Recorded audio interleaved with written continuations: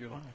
Good afternoon and welcome to the Arise to Truth radio program. We certainly do appreciate you joining us today. We're coming from the studios at the campus of the Tri-City School of Preaching and Christian Development. And we're also broadcasting live over WZAP 690 on your radio dial. And so we hope that you'll also, we're coming to you live over Facebook. So if you'll go to the Arise to Truth radio program Facebook page, you can hit that share button. And I hope you'll do that because we're going to be talking about something of serious, serious consequence. Whenever we're talking about the matters of God, it's always serious. But we're talking about a pressing issue today. We're going to be talking about the proposed casino in Bristol, Virginia. We have a guest with us today. I'll introduce him in just a moment. My name is Bill Haywood.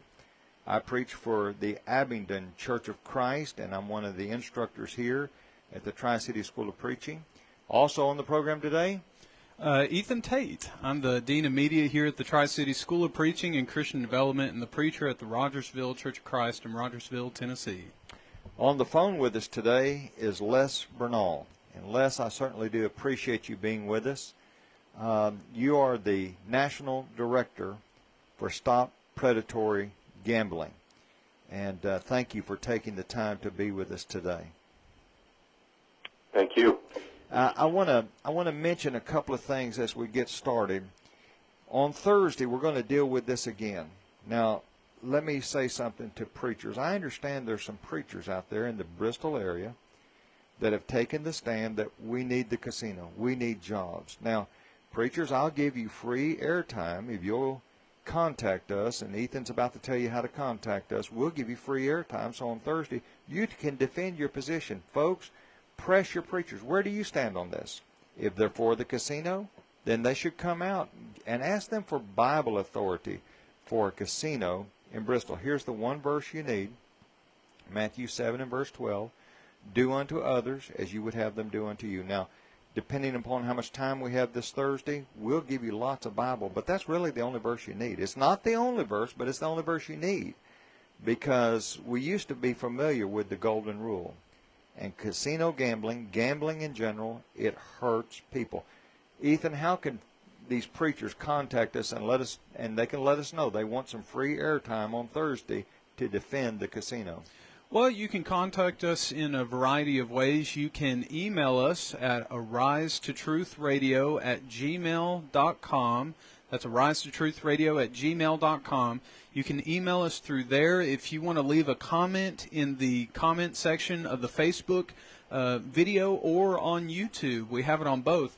You can leave a comment there, and I'll sort through those, and I'll put them on here, and we'll actually address those. If you want to make a comment or ask a question, we'll address those this coming Thursday. Or if you want to call, whether it's right after the program today or even before the program Thursday, you can call in and give your question, and we can address that. Or you can call in during the program Thursday, and we can give you free airtime where you can list your view, post your view, and we'll talk about it. We'll try to see where that comes from biblically, and if you want to give your biblical reason for it, why you either approve or disapprove of the casino, you can go ahead and do that too. So you can email us, comment that, or call in, and we'll be happy to give you free time on that.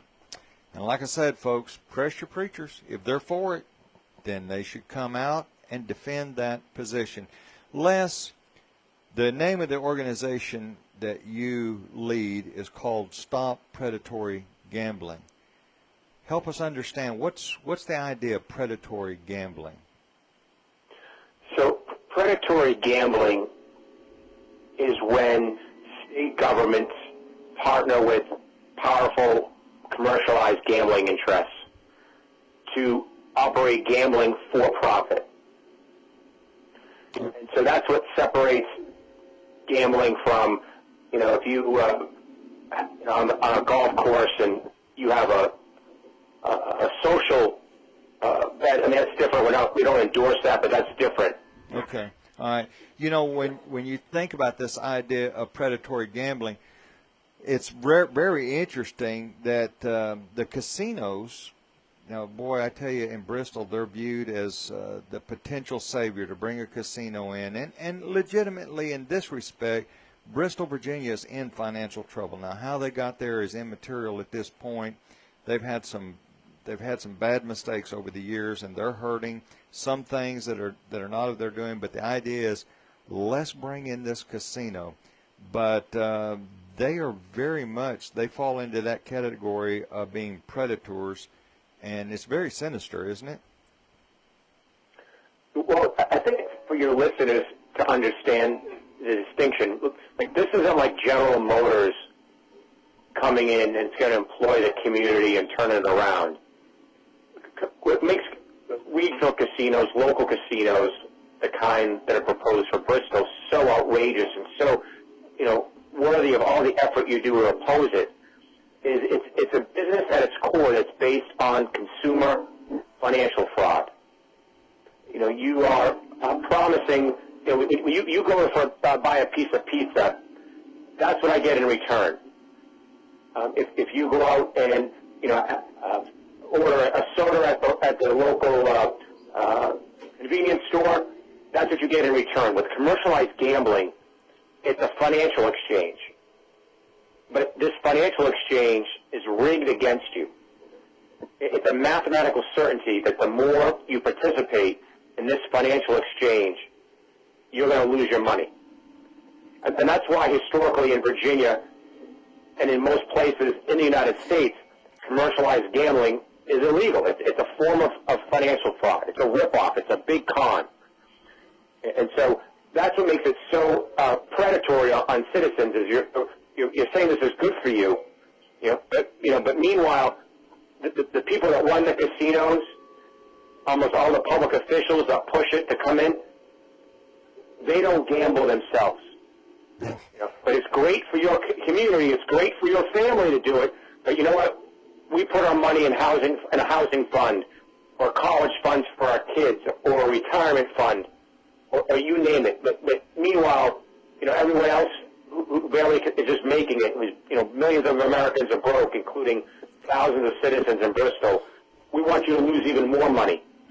Now this is on this big con. Now this is one of the things that they keep pushing is all the money is going to come from the outside. Now they may not say all the money, but that's the impression. Oh, these people are from outside the area. They're going to come in. They're going to deposit their money in Bristol, and then they're going to leave. And, we're going to have all their money and all this tax revenue and everything. But the reality, especially as the regional casinos grow and there are more and more of them and the market becomes saturated, it's not this outside money that keeps the casinos going, is it?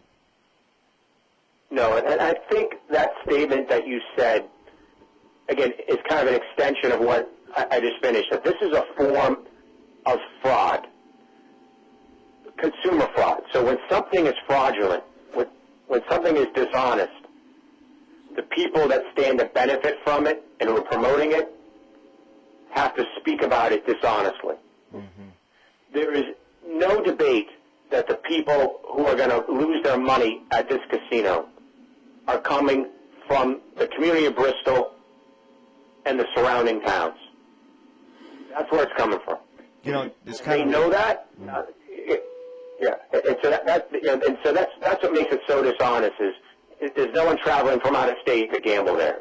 Mm-hmm. This is one of the things you just said from the surrounding areas. A lot of folks in Bristol that are against the casino, but they feel uncomfortable. Why are folks from Abingdon? Why are folks from Lebanon and other areas concerned about what's going to happen in Bristol? But the reality is the aftershocks of the epicenter are going to go out quite a long distance in terms of our region and easily with